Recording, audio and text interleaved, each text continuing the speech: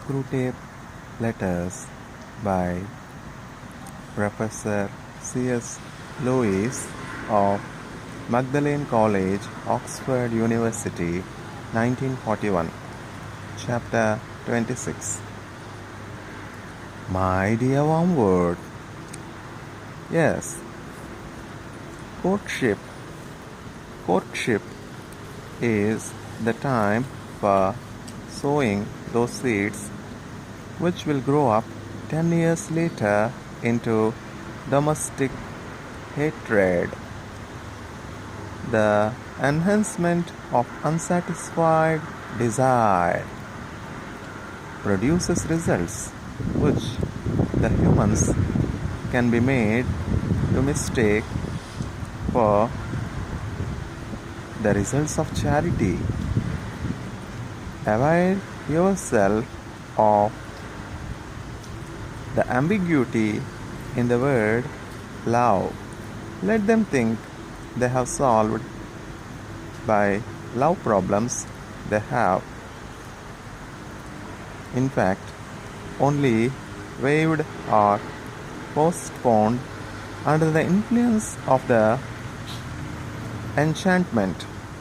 While it lasts, you have your chance to foment the problems in secret and render them chronic.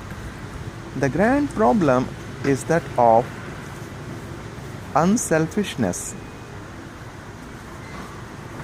Note once again the admirable work of our philological arm in substituting the negative unselfishness for the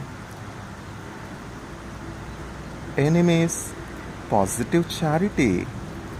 Thanks to this, you can, for the very outset, teach a man to surrender benefits, not that others may be happy in having them, but that he may be unselfish in foregoing them. This is a great point gained.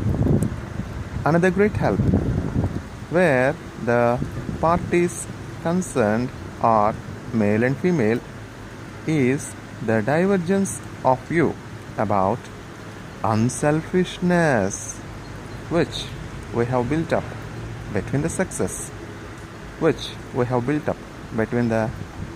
sexes. A woman means by unselfishness chiefly taking trouble for herself, chiefly taking trouble for others. A man means not giving trouble to others. As a result, a woman who is quite far gone in the enemy's service will make a nuisance of herself on a larger scale than any man except those whom our Father has dominated completely. And conversely, a man will live long in the enemy's camp before he undertakes as much spontaneous work to please others as a quite ordinary woman may do every day. Thus, while the woman thinks of doing good offices and the man of respecting other people's rights, each sex, without any obvious unreason, can and does regard the other as radically selfish. On top of these confusions, you can now introduce a few more. The erotic enchantment produces a mutual complaisance in which each is really pleased to give into the wishes of the other. They also know that the enemy demands of them a degree of charity which, if attained, would result in similar actions. You must make them establish as a law for their whole married life that degree of mutual self-sacrifice which is at present sprouting naturally out of the enchantment, but which, when the enchantment dies away, they will not have charity enough to enable them to perform. They will not see the trap, since they are under the double blindness of mistaking sexual excitement for charity and of thinking that the excitement will last. When once a sort of official, legal, or nominal unselfishness has been established as a rule for the keeping of which their emotional resources have died away and their spiritual resources have not yet grown, the most delightful results follow. In discussing any joint action, it becomes obligatory that A should argue in favor of B's supposed wishes and against his own, while B does the opposite. It is often impossible to find out either party's real wishes. With luck, they end by doing something that neither wants, while each feels a glow of self-righteousness and harbors a secret claim to preferential treatment for the unselfishness shown and a secret grudge against the other for the ease with which the sacrifice has been accepted. Later on, you can venture on what may be called the generous conflict illusion. The generous conflict illusion.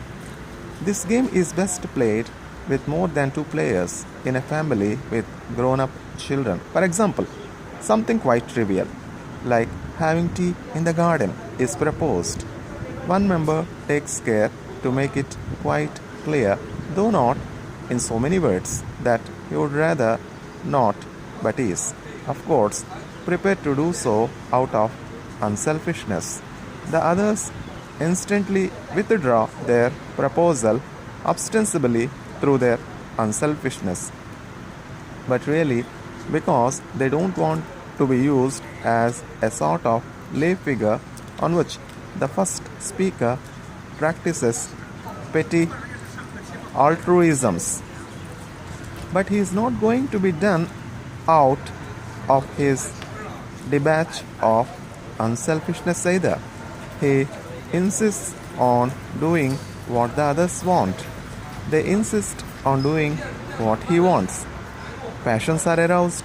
Soon someone is saying, "Very well then, I won't have any tea at all." And a real quarrel ensues with bitter resentment on both sides. You see how it is done? If each side had been frankly contending for its own real wish, they would all have kept within the bounds of reason and courtesy. But just because the contention is reversed and each side is fighting the other side's battle, all the bitterness which really flows from thwarted self-righteousness and obstinacy and the accumulated grudges of the last 10 years is concealed from that by the nominal or official unselfishness of what they are doing, or at least held to be excused by it. Each side is indeed quite alive to the cheap quality of the adversary's unselfishness and of the false position into which he is trying to force them. But each manages to feel blameless and ill used itself with no more dishonesty than comes natural to a human. A sensible human once said, if people knew how much ill feeling unselfishness occasions, it would not be so often recommended from the pulpit. And again, she is the sort of woman who lives for others. You can always tell the others by their hunted expression. By their hunted expression. All this can be begun even in the period of courtship. A little real selfishness on your patient's part is often of less value in the long run for securing his soul than the first beginnings of that elaborate and self-consciousness unselfishness which may one day blossom into the sort of thing I have described. Some degree of mutual falseness, some scripture that the girl does not always notice just how unselfish he is being. Just how unselfish he is being can be smuggled in already. Cherish these things and above all, don't let the young fools notice them. If they notice them, they will be on the road to discovering that love is not enough, that charity is needed and not yet achieved, and that no external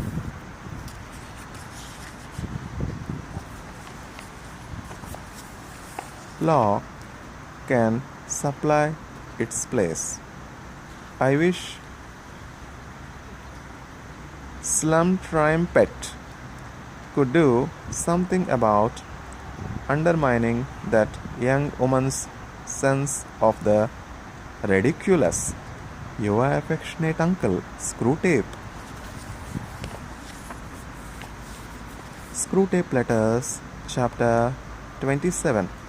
My dear Wormwood, you seem to be doing very little good at present. The use of his love to distract his mind from the enemy is, of course, obvious, but you reveal what poor use you are making of it when you say that the whole question of distraction and the wandering mind has now become one of the chief subjects of his prayers. That means you have largely failed. When this or any other distraction crosses his mind, you ought to encourage him to thrust it away by sheer willpower and to try to continue the normal prayer as if nothing had happened once he accepts the distraction as his present problem and lays that before the enemy and makes it the main theme of his prayers and his endeavors, then so far from doing good, you have done harm. Anything, even a sin, which has the total effect of moving him closer to the enemy, makes against us in the long run.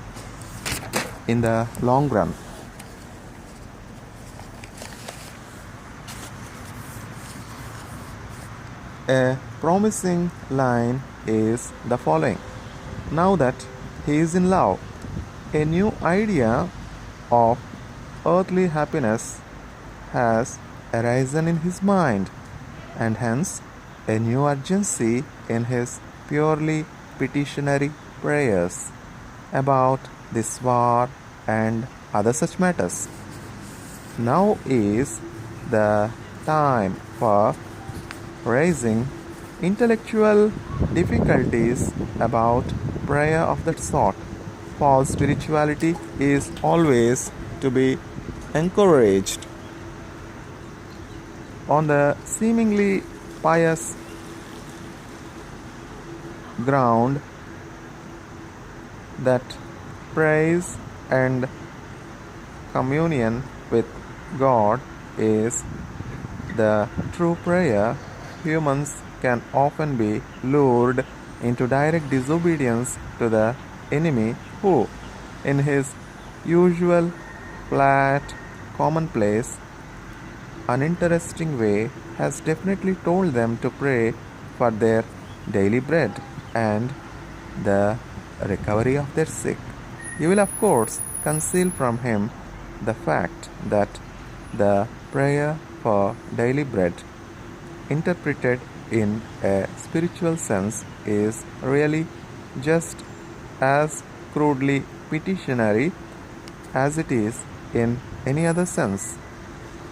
But since your patient has contracted the terrible habit of obedience, he will probably continue such crude prayers whatever you do. But you can worry him with the haunting suspicion that the practice is absurd and can have no objective result. Don't forget to use the heads I win, tails you lose argument.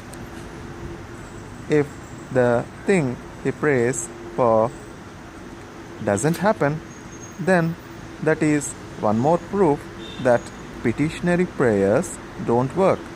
If it does happen, he will of course be able to see some of the physical causes which led up to it, and therefore it would have happened anyway, and thus a granted prayer becomes just as good a proof as a denied one that prayers are ineffective. You, being a spirit, will find it difficult to understand how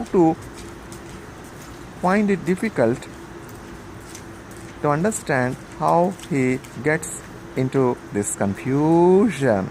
You, being a spirit, will find it difficult to understand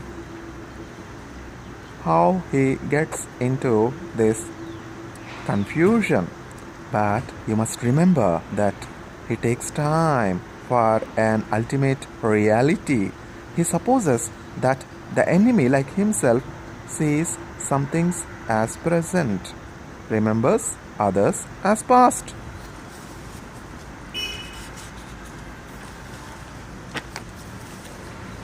And anticipates others as future. Or even if he believes that the enemy does not see things that way, yet in his heart of hearts he regards this as a peculiarity of the enemy's mode of perception. He doesn't really think, though he would say he did, that things as the enemy sees them are things as they are. If you tried to explain to him that men's prayers today are one of the innumerable coordinates with which the enemy harmonizes the weather of tomorrow, he would reply that then the enemy always knew men were going to make those prayers, and if so, they did not pray freely but were predestined to do so. And he would add that the weather on a given day can be tracked back through its causes to the original creation of matter itself, so that the whole thing, both on the human and on the material side, is given from the word go. When he ought to say, of course, is obvious to us that the problem of adopting the particular weather to the particular prayers is merely the appearance at 2 points in his temporal mode of perception of the total problem of adopting the whole spiritual universe to the whole corporeal universe, that creation in its entirety operates at every point of space and time, or rather that their kind of consciousness forces them to encounter the whole self-consistent creative act as a series of successive events.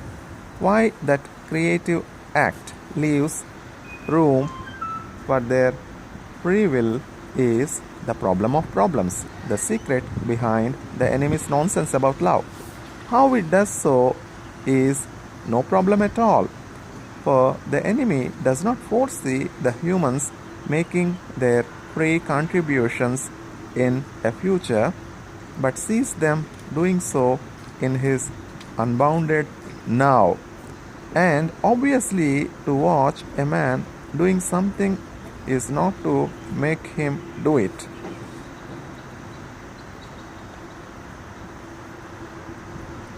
It may be replied that some meddlesome human writers, notably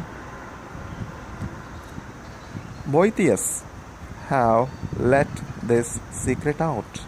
But in the intellectual climate which we have at last succeeded in producing throughout Western Europe,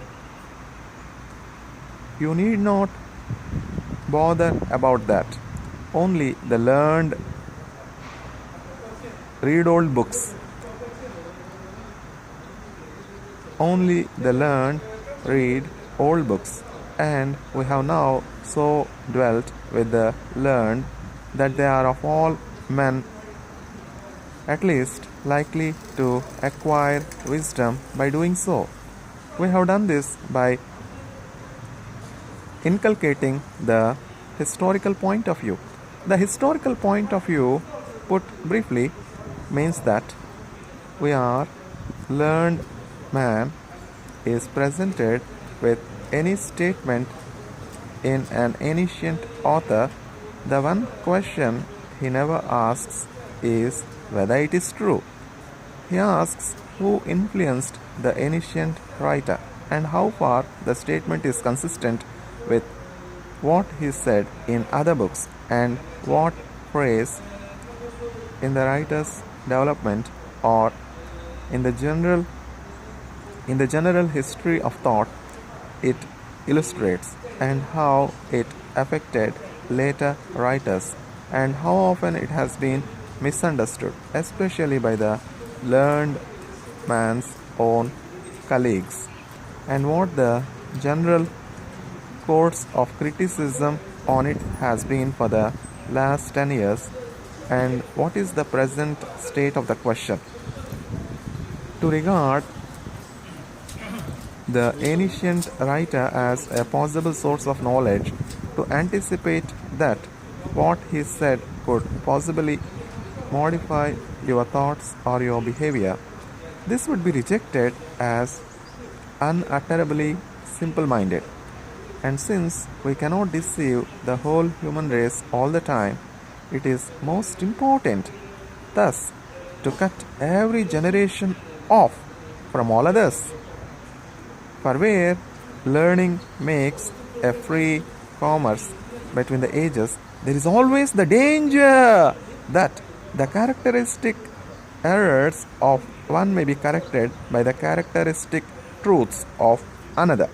But thanks be to our Father and the historical point of view, great scholars are now as little nourished by the past as the most ignorant mechanic who holds that history is bunk.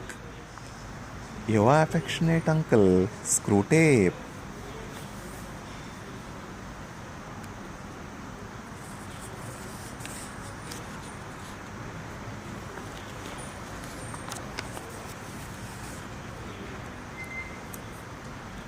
Screwtape Letters by Professor C.S.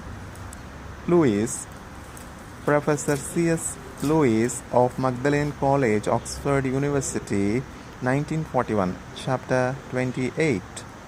My dear Wormwood, when I told you not to fill your letters with rubbish about the war, I meant, of course, that I do not want to have your rather infantile rhapsodize about the death of men and the destruction of cities. Insofar as the war really concerns the spiritual state of the patient, I naturally want full reports. And on this aspect, you seem singularly obtuse. Thus, you tell me with glee that there is reason to expect heavy air raids on the town where the creature lives. This is a crying example of something I have complained about already. Your readiness to forget the main point in your immediate enjoyment of human suffering. Your readiness to forget the main point in your immediate enjoyment of human suffering. Do you not know that bombs kill men? Or do you not realize that the patient's death at this moment is precisely what we want to avoid? As he escaped the worldly friends with woman you try to entangle him, he has fallen in love with a very Christian woman and is temporarily immune from your attacks on his chastity. And the various methods of corrupting his spiritual life, which we have been trying, are so far unsuccessful. At the present moment, as the full impact of the war draws nearer and his worldly hopes take a proportionately lower place in his mind, full of his defense work, full of the girl, forced to attend to his neighbors more than he has ever done before, and liking it more than he expected, taken out of himself, as the humans say, and daily increasing in conscious dependence on the enemy, he will almost certainly be lost to us if he is killed tonight. This is so obvious that I am ashamed to write it. I sometimes wonder if you young fiends are not kept out on temptation duty too long at a time. If you are not in some danger of becoming infected by the sentiments and values of the humans among whom you work. They, of course, do tend to regard death as the prime evil and survival as the greatest good. But this is because we have taught them to do so. Do not let us be infected by our own propaganda. I know it seems strange that your chief aim at the moment should be the very same thing for which the patient's lover and his mother are praying, namely his bodily safety. But so it is. You should be guarding him like the apple of your eye. If he dies now, you lose him. If he survives the war, there is always hope. The enemy has guarded him from you through the first great wave of temptations. But if only he can be kept alive, you have time itself for your Ellie. The long, dull, monotonous years of middle-aged prosperity or middle-aged adversity are excellent campaigning weather. You see, it is so hard for these creatures to persevere. The routine of adversity, the gradual decay of youthful love and youthful hopes, the quiet despair, hardly felt as pain, of ever overcoming the chronic temptations with which we have again and again defeated them, the drabness which we create in their lives, and the inarticulate resentment with which we teach them to respond to it, all this provides admirable opportunities of wearing out a soul by attrition. If, on the other hand, the middle years prove prosperous, our position is even stronger. Prosperity knits a man to the world. Prosperity knits a man to the world. He feels that he is finding his place in it, while really it is finding its place in him. His increasing reputation, his widening circle of acquaintances, his sense of importance, the growing pressure of absorbing and agreeable work build up in him a sense of being really at home in earth, which is just what we want. You will notice that the young are generally less unwilling to die than the middle-aged and the old.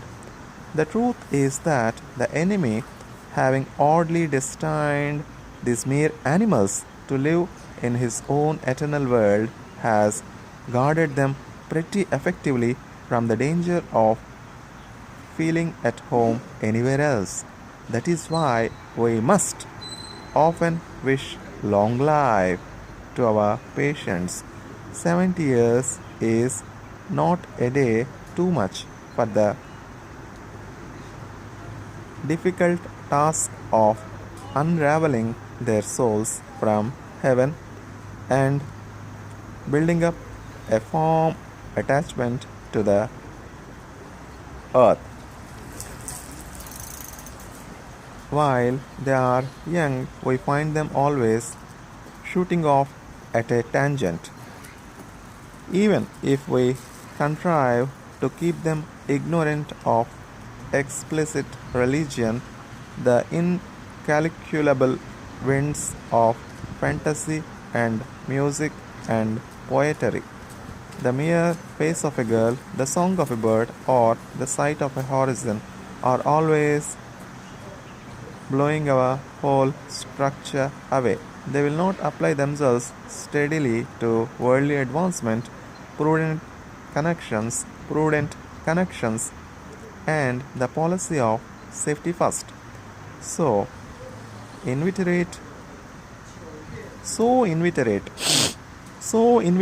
is their appetite for heaven that our best method at this stage of attaching them to earth is to make them believe that earth can be turned into heaven at some future date by politics or eugenics or science or psychology or whatnot.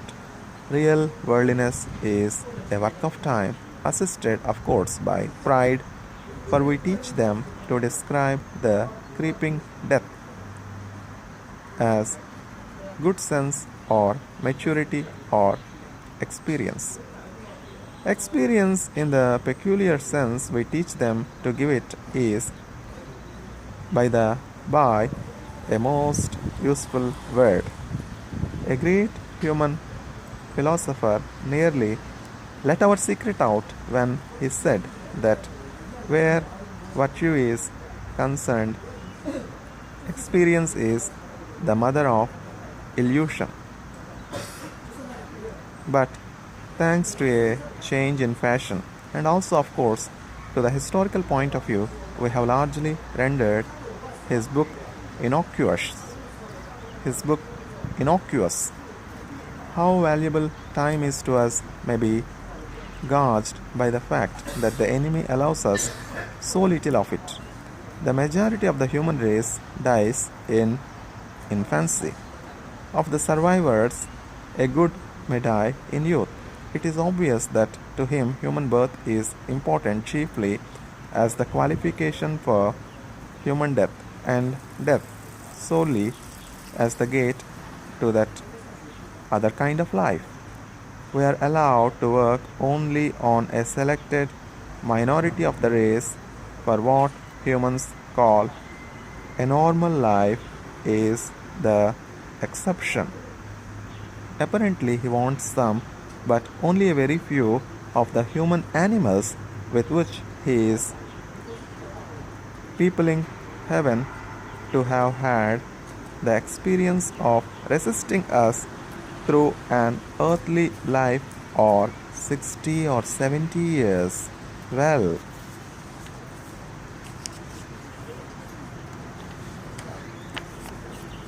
there is our opportunity. The smaller it is, the better we must use it. Whatever you do, keep your patient as safe as you possibly can. Whatever you do, keep your patient as safe as you possibly can. Your affectionate uncle, Screwtape.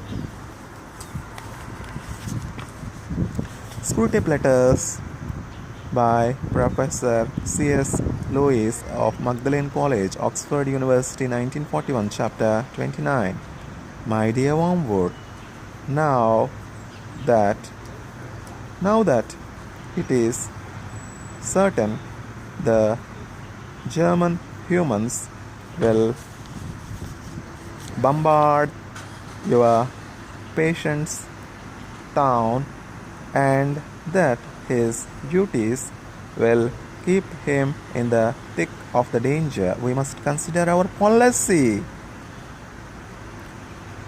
Are we to aim at cowardice or at courage, with consequent pride, or at hatred of the Germans? Well, I am afraid it is no good trying to make him brave.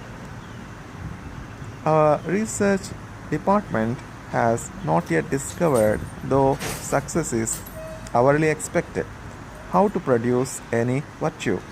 This is a serious handicap.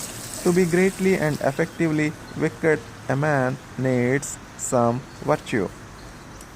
What about Attila have been without his courage, or Shylock without self-denial as regards the flesh? But as we cannot supply these qualities ourselves, we can only use them as supplied by the enemy, and this means leaving him a kind of foothold in those men whom otherwise we have made most securely our own. A very unsatisfactory arrangement between, I trust we shall one day learn to do better. Hatred we can manage. The tension of human nerves during noise, danger, and fatigue makes them prone to any violent emotion, and it is only a question of guiding this susceptibility into the right channels. If conscience resists, muddle him. Let him say that he feels hatred not on his own behalf but on that of the women and children, and that a Christian is told to forgive his own, not other people's enemies. In other words, let him consider himself sufficiently identified with the women and children to feel hatred on their behalf, but not sufficiently identified to regard their enemies as his own, and therefore proper objects of forgiveness. But hatred is best combined with fear. Cowardice, alone of all the vices, is purely painful, horrible to anticipate, horrible to feel, horrible to remember. Hatred has its pleasures. It is therefore often It is therefore often the compensation by which a frightened man reimburses himself for the miseries of fear. The more he fears, the more he will hate. And hatred is also a great anodyne for shame. To make a deep wound in his charity, you should therefore first defeat his courage. Now, this is a ticklish business. We have made men proud of most vices, but not of cowardice. Whenever we have almost succeeded in doing so, the enemy permits a war or an earthquake or some other calamity, and at once courage becomes so obviously lovely and important even in human eyes that all our work is undone, and there is still at least one vice of which they feel genuine shame.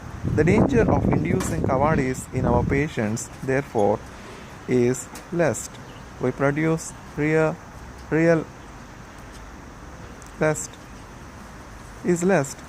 we produce less.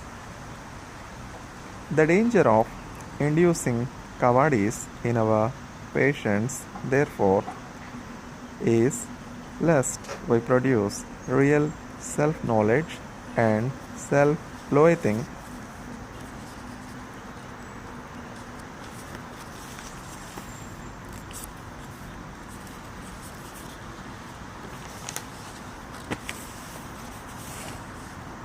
With consequent repentance and humility. And in fact, in the last war, thousands of humans, by discovering their own cowardice, discovered the whole moral world for the first time. In peace, we can make many of them ignore good and evil entirely. In danger, the issue is forced upon them in a guise to which even we cannot blind them. There is here a cruel dilemma before us.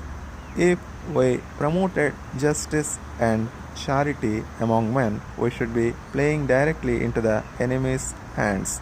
But if we guide them to the opposite behavior, this sooner or later produces, for he permits it to produce, a war or a revolution, and the undisguisable issue of cowardice or courage awakes thousands of men from moral stupor.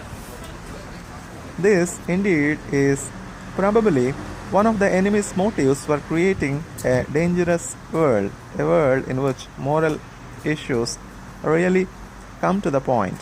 He sees, as well as you do, that courage is not simply one of the virtues, but the form of every virtue at the testing point, which means at the point of highest reality. A chastity or honesty or mercy which yields to danger will be chaste or honest or merciful only on conditions. Pilate was merciful till it became risky. It is therefore possible to lose as much as we gain by making your man a coward. He may learn too much about himself.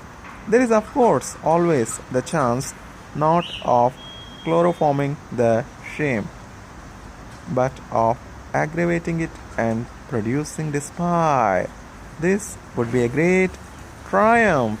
It would show that he had believed in and accepted the enemy's forgiveness of his other sins only because he himself did not fully feel their sinfulness, that in respect of the one vice which he really understands in its full depth of dishonor, he can seek nor credit the mercy. But I fear you have already let him get too far in the enemy's school, and he knows that despair is a greater sin than any of the sins which provoke it. As to the actual technique of temptations to cowardice, not much need be said. The main point is that precautions have a tendency to increase fear. The precautions publicly enjoined on your patient, however, soon become a matter of routine, and this effect disappears. What you must do is to keep running in his mind side by side with the conscious intention of doing his duty, the vague idea of all sorts of things he can do or not do inside the framework of the duty, which seem to make him a little safer. Get his mind off the simple rule, I have got to stay here and do so and so, into a series of imaginary lifelines. If A happened, though I very much hope it won't, I could do B. And if the worst came to the worst, I could always do C. Superstitions, if not recognized as such, can be awakened.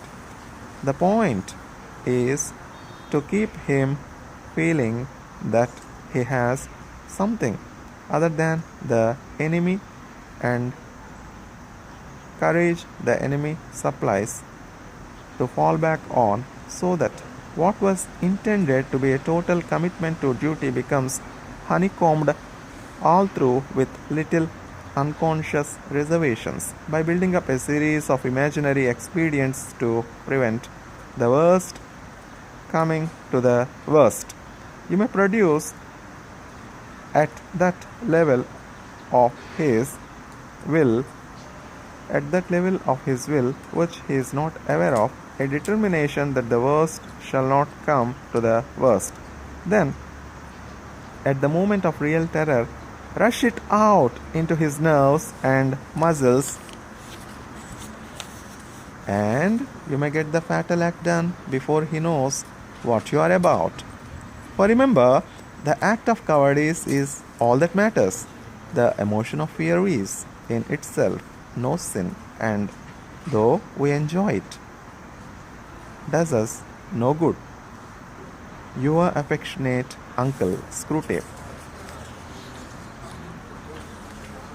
Screwtape Letters by Professor C.S. Lewis of Magdalene College, Oxford University, 1941, Chapter 30. My dear Wormwood, I sometimes wonder whether you think you have been sent into the world for your own amusement. I gather not from your miserably inadequate report, but from that of the infernal police, that the patient's behavior during the first ride has been the worst possible.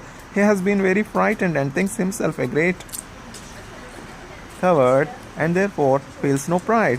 But he has done everything his duty demanded, and perhaps a bit more.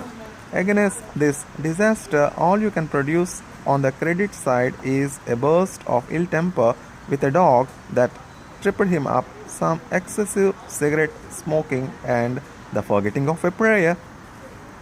What is the use of whining to me about your difficulties if you are proceeding on the enemy's idea of justice and suggesting that your opportunities and intentions should be taken into account?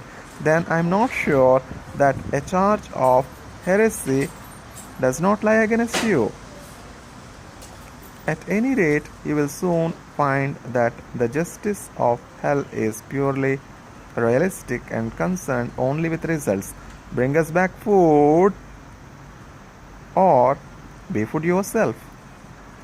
The only constructive passage in your letter is where you say that you still expect good results from the patient's fatigue. This is well enough, but it won't fall into your hands. Fatigue can produce extreme gentleness and quiet of mind, and even something like vision.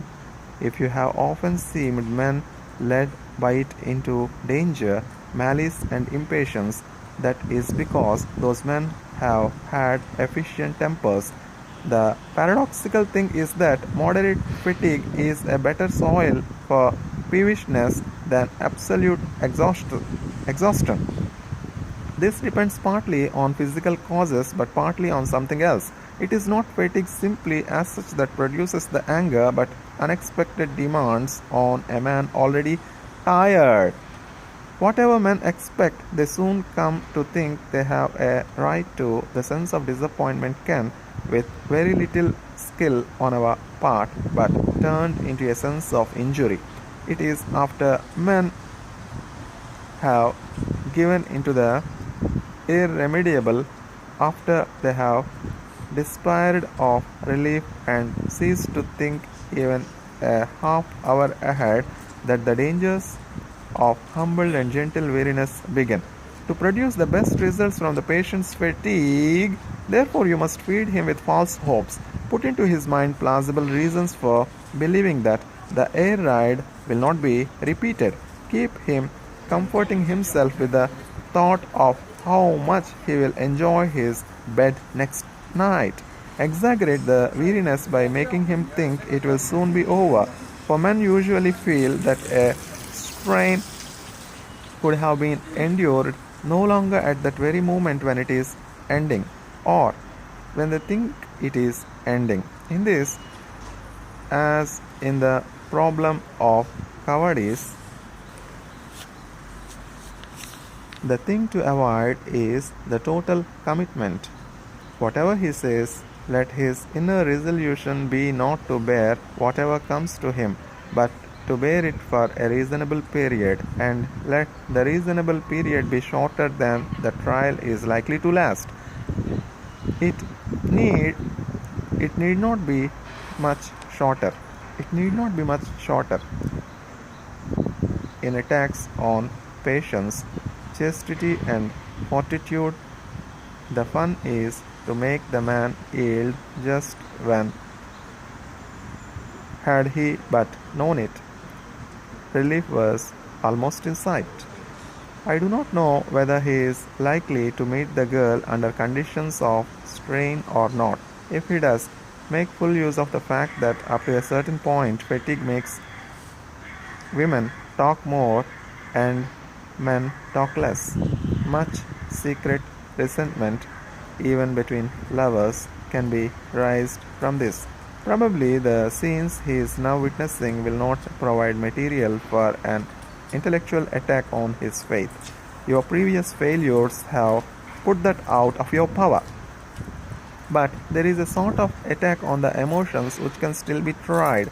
It turns on making him feel, when first he sees human remains plastered on a wall, that this is what the world is really like, and that all his religion has been a fantasy. You will notice that we have got them completely fogged about the meaning of the word real. They tell each other of some great spiritual experience. All that really happened was that you heard some music in a lighted building. Here, real means the bare physical facts, separated from the other elements in the experience they actually had. On the other hand, they will also say, it's all very well discussing that high dive as you sit here in an armchair, but wait till you get up there and see what is really like, and see what it's really like. Here, real is being used in the opposite sense to mean not the physical facts which they know already while discussing the matter in armchairs, but the emotional effect those facts will have on a human consciousness. Either application of the word could be defended. Either application of the word could be defended, but our business is to keep the two going at once, so that the emotional value of the word real can be placed now on one side of the account, now on the other, as it happens to suit us. The general rule which we have now pretty well established among them, is that in all experiences which we can which can make them happier or better, only the physical facts are real, while the spiritual elements are subjective. In all experiences which can discourage or corrupt them, the spiritual elements are the main reality, and to ignore them is to be an escapist. Thus, in birth, the blood and pain are real, the rejoicing a mere subjective point of view. In death, the terror and ugliness reveal what death really means. The hatefulness of a hated person is real. In hatred, you see men as they are. You are disillusioned, but the loveliness of a loved person is merely a subjective hate concealing a real core of sexual appetite or economic association. Wars and poverty are really horrible. Peace and plenty are mere physical facts about which men happen to have certain sentiments. The creatures are always accusing one another of wanting to eat the cake and have it. But thanks to our labors, they are more often in the predicament of paying for the cake and not eating it. Your patient probably handled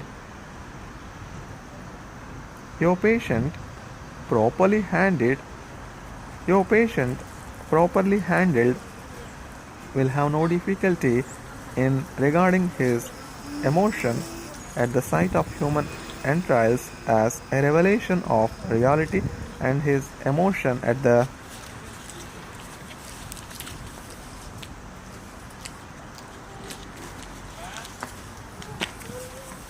sight of happy children or fair weather as mere sentiment. Your affectionate uncle, Screwtape.